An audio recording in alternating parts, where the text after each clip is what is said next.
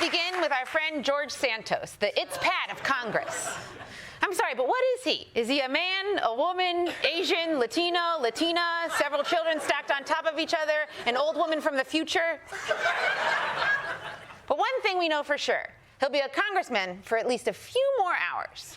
The clock is now ticking on the brief, tumultuous congressional career of New York Republican George Santos. The House could vote as early as tomorrow on whether to expel the embattled Republican after an investigation found evidence of flagrant ethics violations. But he's not going down quietly. I have colleagues who are more worried about getting drunk every night with the next lobbyist that they're going to screw and pretend like none of us know what's going on. This happens every single week. Where are the ethics investigations and that? Within the ranks of the United States Congress, there's felons galore. There's people with all sorts of shisty backgrounds, and all of a sudden, George Santos is the Mary Magdalene of United States Congress. Yes. The Mary Magdalene of Congress. This is just like George Santos. You know which biblical sinner I am? The hot one. But let's make one thing very clear. If any Republican is Mary Magdalene, it's Ron DeSantis. I mean, with those hooker boots, come on. He's clearly working the streets at night. He's like, I'll suck your dick if you teach me how to smile normal.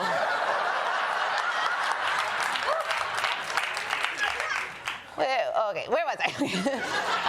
Yeah, George Santos. He's about to be just the sixth person in history to get thrown out of Congress. And he thinks it's unfair because everyone else is corrupt too, which, yeah, definitely. We know the government is corrupt and all these guys are doing the same thing you do, George. The difference is they're doing it way better than you.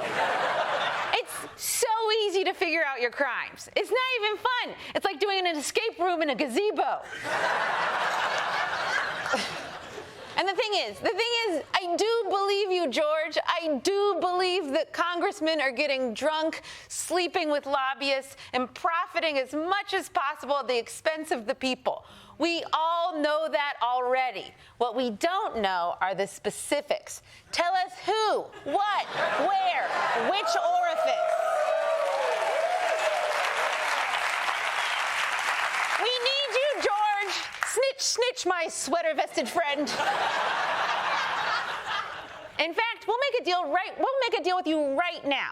You can stay in Congress if you're our inside guy. You know, our little congressional TMZ. I'll even move to your district to vote for you. Where is his district? It's Long Island? Okay. I will tell people to move to your district.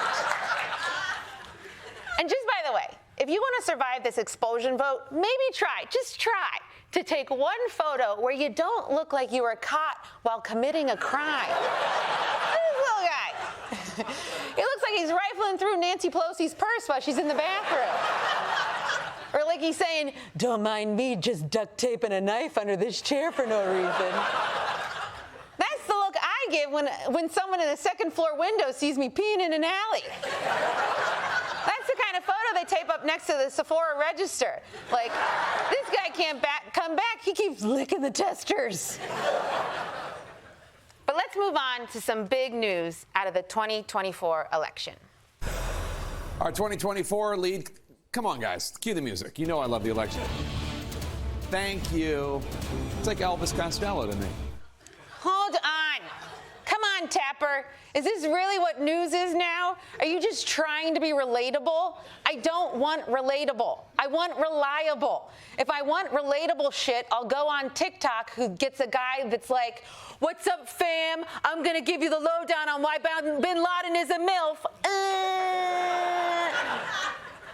Let's try again with someone else because this is big news. It looks like some of America's most influential billionaire election meddlers have just made a brand new purchase.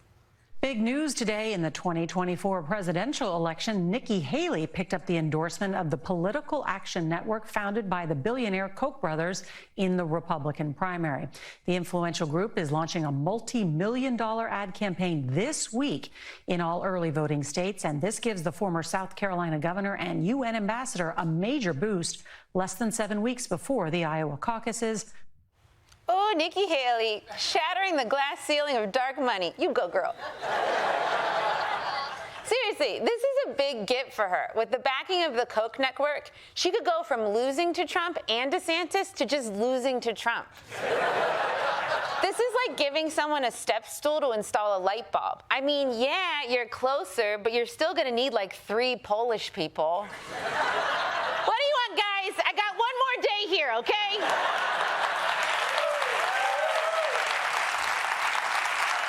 Let's do more jokes to get mad about. And don't get me wrong, I'm glad that a gross old billionaire is giving money to a woman, and it's not to shit on his chest, because that feels like progress. But Nikki Haley, are you picturing it? Is it steaming in your mind?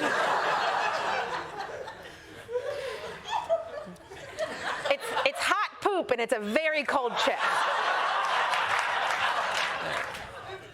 More? Okay. Nikki Haley, she's literally down 50 points to Donald Trump. She has less chance of being president than Hillary Clinton. Yeah, I know, it's sad. Should have gone to Wisconsin, Hillary. It's a direct flight. You could have gone. Look, Republican voters have been very clear. They want Donald Trump. And Democratic voters have been very not clear. They're just like, I don't know, man. Do you know a guy? I don't know. Maybe someone young, you know, someone 78, 79. But Trump is going to be the Republican nominee. So it doesn't matter how much money billionaires spend propping up other candidates. It's all a waste of money. I almost feel bad for these guys. They're so used to being able to buy the president, and this time they're sitting on their yacht going, "What's wrong with our money button? It's not working. I think it's stuck, Charles. Did you splooge on the money button again?" Can you believe we can say splooge? And the crazy thing is, I actually wish it would work this time. I wish they could buy the election. Listen, in a perfect world, billionaires wouldn't influence elections. But we're clearly not in a perfect world because Donald Trump is winning. So billionaires, get your act together and buy this election. Buy this election. Buy this election. Buy this election. Oh my gosh, you guys are a bunch of sheep. And finally, in business news, Bye Bye Baby is reopening stores again after going bankrupt earlier this year. And when I heard this news, at first I got very excited because I heard Bye Bye Baby is back, and I thought for a second that meant abortion was legal again. But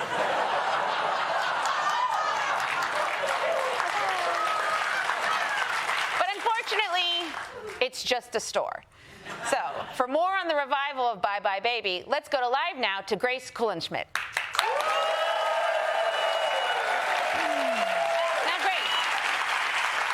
This is great news for young parents like me. Oh, is it? How about you think of someone besides yourself for once in your goddamn life? Like, I don't know, someone who had the genius idea of moving into a Bye Bye Baby 3 months ago and now has nowhere to go? Grace, have you been living in an abandoned Bye Bye Baby? Not initially. At first, I was just hired to come in and clean out the rat traps, but once I got in here, I realized it's the perfect house. It's close to work, it's spacious, and baby wipes are basically the same thing as showering. Plus, there's so many squeezy applesauces and mushed carrots. I may never have to chew food again. Grace, sweetie, put that down. It's not snack time. But I'm hungry. And now that the store is coming back, what am I gonna do? I don't know, you could get an apartment like an adult who's not a baby. Get an apartment? Why? America is littered with giant carcasses of retail chains that were bled dry by private equity. I should get to live here before the raccoons do. Plus, have you seen the housing market? Low inventory, sky-high interest rates. And once you move in, there's all kinds of sharp corners and exposed outlets. It's scary. I'm sorry, Grace, but you had to know you couldn't live in a store forever. It's not just my house, it's also my income. I have a very successful OnlyFans account just from living here. You have no idea how many people will pay an adult woman to do tummy time. This nation has problems. Yeah, it certainly does. So how are you going to stop Bye Bye Baby from moving back in? Luckily, if there's one thing I learned, it's that if I shut my eyes, the problem will disappear. No, Grace, you have object permanence. No, I don't. No, I don't. You're wrong. You're wrong. Where'd you go? Where'd you go? Where'd you go? Grace, we're going to talk about this later, Grace. Grace Kuhlenschmidt, everybody.